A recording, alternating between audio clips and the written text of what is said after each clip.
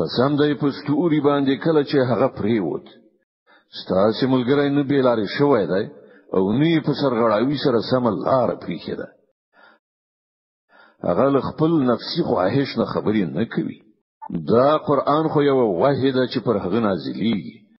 برلاس ځواکمن یعنی جبرائیل علی السلام دته هغه قران خو دلې چې د خپل چیرې خاوند دی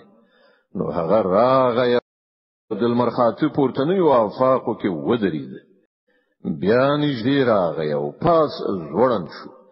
تر دې پورې چې د دوه لیندیو برابر یا لدینه څه کومه فاصله کې محمد ته نږدې پاتې شو هلنو هغه د الله بنده ته وحی ورسوله هر وحی چې هغه ته رسیدونکي و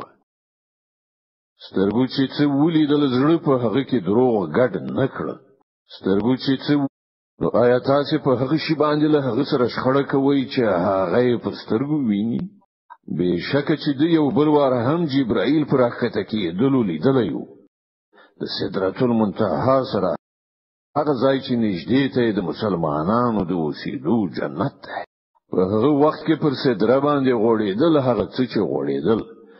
د هغه محمد سترګې ونه ګرځېدلې او نور شیانو ته ونه کتل او هغه د خپل پروردګار لوی نښانې ولیدلې اوس لګوي تاسو کله دغه لات او دغه عزا او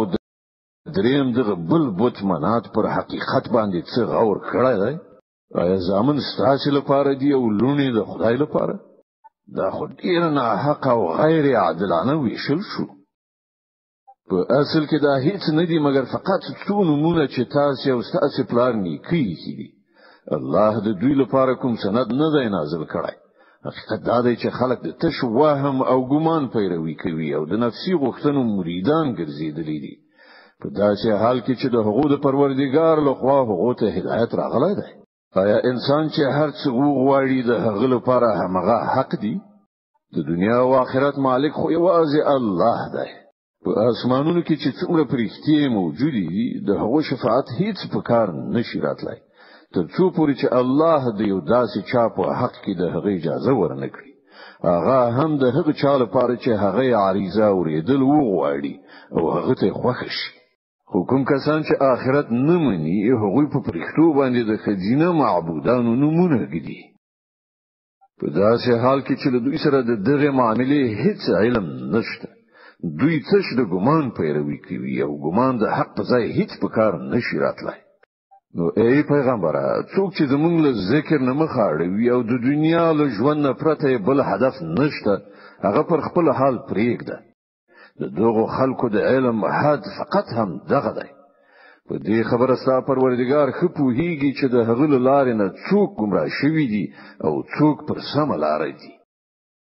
او د زمکه او اسمانونو مالک هم دا الله دی ترڅو الله بدی کوونکو ته د هغو د عمل بدل ورکړي او هغه کسانو ته خو مکافات ورکړي چې هغوی خره او یغوره کړی ده هغه کسان چې لوی ګناهونو او ښکارا څرګندو نه وړو افعال څخه ډډه کوي مګر دا چې څه قصور یعنی کوچنی ګناه تر نه صادره شي په دې کې شک نشته چې ستاسو پروردګار د بخښنې لمن ډیره پراخه ده هغه پر تاسو له هغه وخت نه خپوهیږي چې کله هغه لزمکه نه تاسو پیدا کړی او کله چې تاسو لا د خپل میندو په ګیړو کې خام ماشومان یعنی د جنین په توګه وي نو د خپل نفس د پاکۍ دعوا مکوي هغه ډیر خپوهیږي چې رښتینی پرهیزګار څوک دی ای پیغمبر آیا تا هغه څوک ولید چې د خدای له لارې نه واوښت او په لکڅ ورکړه نور منه شو آیا له هغه سره د غیب علم دی چې هغه حقیقت ویني آیا هغه ته د هغو خبرو څخه خبر نه دی رسیدلی چې د موسی په صحیفه او د هغه ابراهیم په صحیفو کې وایي شوی دی چې ژمنه یاد کړه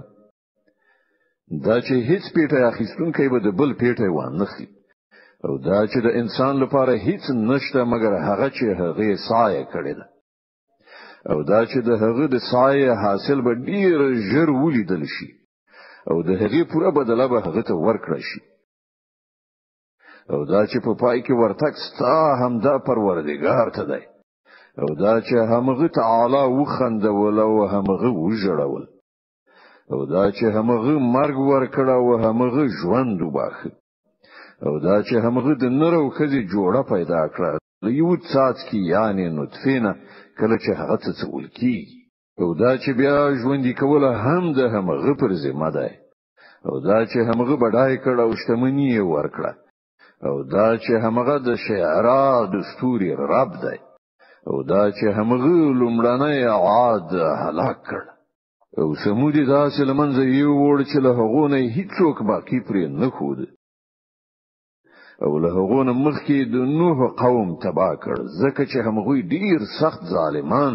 او سرغړونکي خلک او هم د لوط د قوم پر بل مخاړول شوی کارونه یې ښکته وغورځول به پر هغه باندې هغه څه خواره کړل چې تاسو په هیګي چې څه یې خواره کړل او ای مخاطبه د خپل پروردگار په کوم نعمتونو کې به ته شک وکړي دا یو ویرونه ده لمخې راغلی ویرونو څخه راتلونکي ساعت یعنی قیامت را نږدې شوی دی له الله نه پرته څوک د هغه استکونکي نشته نو آیا همدا هغه خبرې دي چې تاسو په تعجب کار کوي خاند یو ژاړي نه او په سندرو غوولو سره د هغه مخه نیسي سرخ کته کړی د الله په وړاندې او بندگی په ځای راوړي